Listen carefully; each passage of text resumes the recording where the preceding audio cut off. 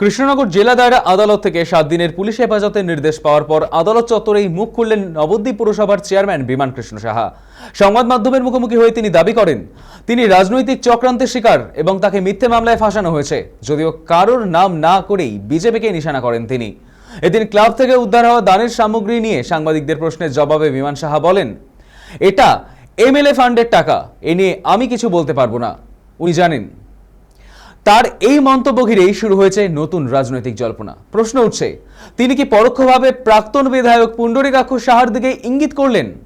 উল্লেখ্য, শুক্রবার রাতে ঘটনাস্থলেও পুণ্ডরীকাক্ষ সাহাকে দেখা গিয়েছিল, যদিও তার উপস্থিতির কারণ স্পষ্ট নয়।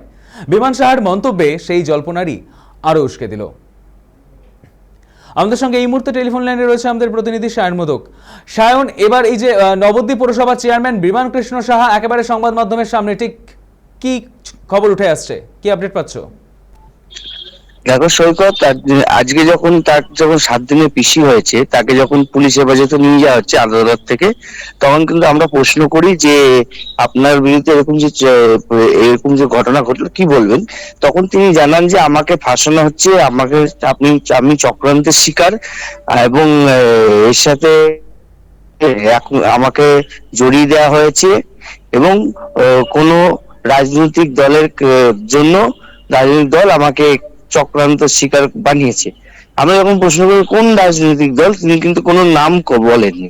অর্থাৎ নাম না বললেও পরিষ্কার ভাবে যেখানে দেখা যাচ্ছে অনেক বিজেপি কর্মীরা রয়েছেন, তারা এলাকার মানুষজনও রয়েছেন, কিন্তু বিজেপির দিকে কিন্তু আঙুলটা ঘুরছে। ঠিক আছে, তিনি যখন বলছেন যে এরকম আমি রাজনৈতিক দলের শিকার, তো তাকে যখন বারংবার প্রশ্ন করা হচ্ছে যে কোন রাজনৈতিক দল, এখন যে সরকার রয়েছে তাদের, অর্থাৎ নাম না করে কিন্তু বিজেপির দিকে আঙুল তুললেন সরাসরি।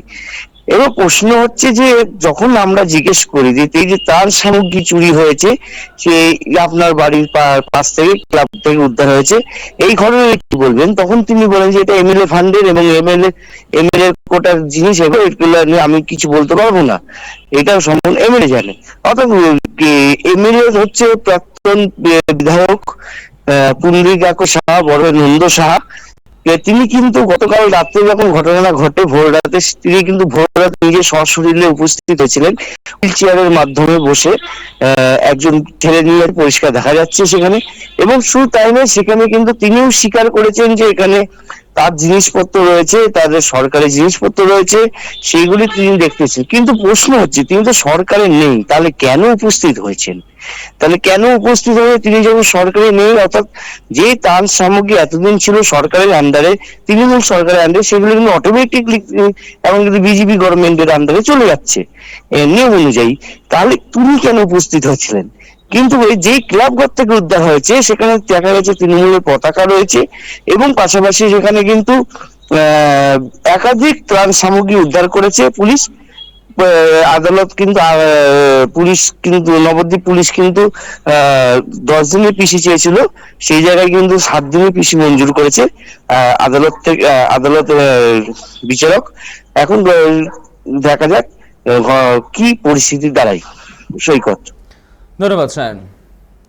কৃষ্ণনগর জেলা দায়রা আদালত থেকে 7 দিনের পুলিশি হেফাজতের নির্দেশ পাওয়ার পর আদালত চত্বরেই মুখ খুললেন নবদ্বীপ পুরসভার চেয়ারম্যান বিমান কৃষ্ণ সাহা। একেবারে সংবাদ মাধ্যমের মুখোমুখি হয়ে তার দাবি রাজনৈতিক চক্রান্তের শিকার তিনি এবং তাকে মিথ্যে মামলায় ফাঁসানো হয়েছে।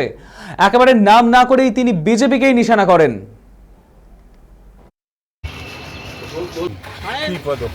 আপনি তো চেয়ারম্যান আছেন, চেয়ারম্যান হিসেবে কিছু জানেন? যদি যার ক্ষমতা থাকে তারা তো করবেই, এটাই ছাড়া তার কোনো উপায় নেই। আপনার বিরুদ্ধে যে অভিযোগগুলো এনেছে সেটা নিয়ে কিছু বলবেন?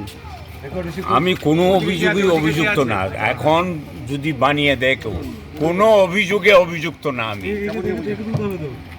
আমার A to Z নখ থেকে আরম্ভ করে পাতা, কিন্তু এটা রাজনৈতিক শিকার হয়েছে। এমএলএ ফান্ডের টাকা, এটার দায়ী আমি নাকি?